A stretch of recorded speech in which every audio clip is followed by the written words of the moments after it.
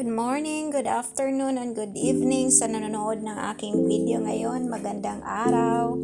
Salamat po pala sa aking bagong mga subscribers sa nag-subscribe dyan. Thank you po. I-check ko po at mag-subscribe back po ako sa inyong channel. Ito po ay August 8. Ito yung anak ko, 9 years old. Tinatrain ko na siya kasi kako pag hindi naman sa lahat ng panahon nandyan tayo, kaya i-train na natin yung ating mga anak. So ayun, last August 8 kami nag-transplant, and after a few days ganito na siya. Salamat naman sa Panginoon at hindi tayo El Niño, no?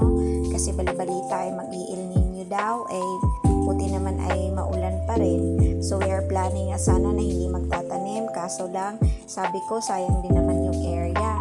So after nung nagtanim kami, nilagyan namin siya ng binalik namin yung hay doon.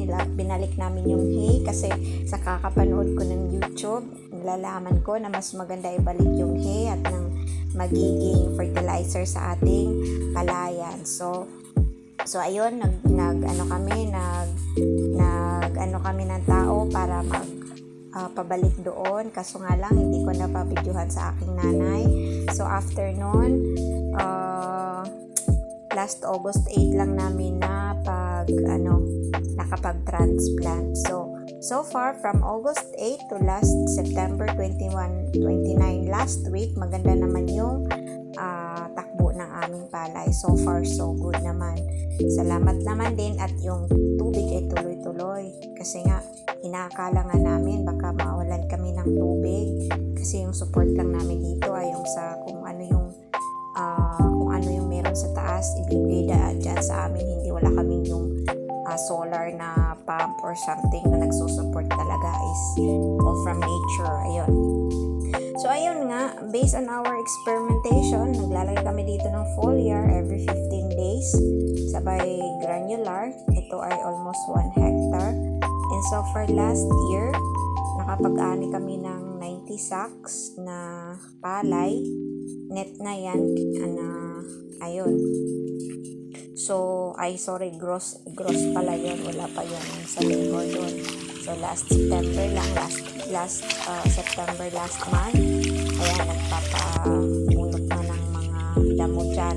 Kasi syempre, pag ganitong paraan, hindi naman kasi pwedeng idadaan sa machine. Naghahanap nga ako nung pang-alternative na pwedeng gawin natin na yung nakatayo lang yung magtatrabaho. Tapos, yung bang, ewan ko anong tawag dyan, pero wala kasi ako nakita.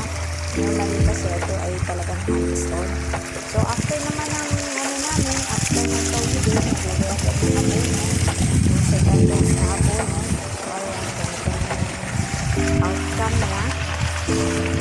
Mag-green siya.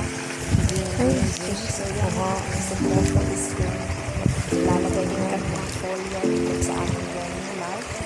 Hindi naman masyadong madami kasi sa isang knapsack sprayer, konti lang naman. Hindi naman 1 litro ilalagay natin. O, ganyan.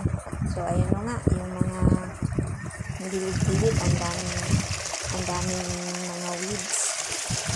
So, hayaan mo yung iba rin, may mga space na walang tanim, no? Hindi talaga maiwasan natin yun. Hindi talaga 100% na gaganyan yung natin palay. Pero hayaan na natin as long as hindi naman 100% na maganda yung hindi maganda yung tubo ng ating palay. Ayun.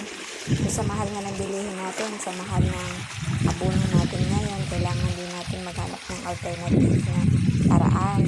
So, pag puros din kasi granulars, according to nabasa ko rin na hindi din maganda yung sobrahan ng abono. So, next time, gusto ko nga rin mag-try din ng nakikita kong bio-enzyme, yung katapos ng anihan, isisprayhan mo yung hay para madaling matagta at turn into humus, yung ganon. Kung kayo po ba ay nakasubok ng ganyan, pa-comment naman down below kung ano yung recommendation niyo. Kung paro pa natin pagandahan ng ating ani. Ito nga pala ay inbred, hindi ito hybrid. So next time gusto namin sumubok ng hybrid.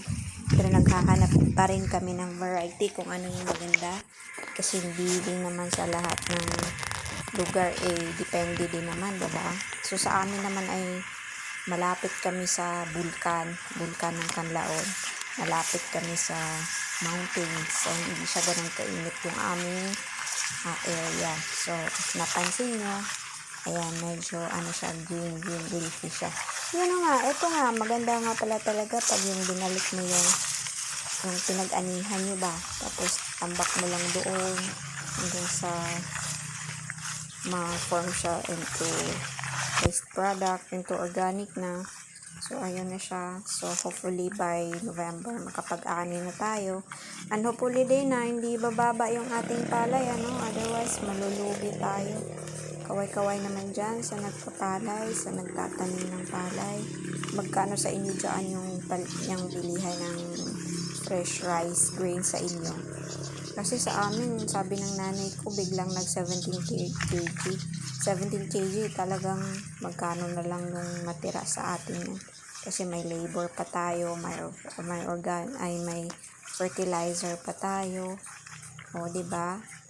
So, ayun lang, sipag lang, tiyaga, at patuloy lang sa buhay hanggang sa matupad natin kung ano yung goal natin, ilang sacks ba, or ano yung gusto natin na mangyari sa ating palayan.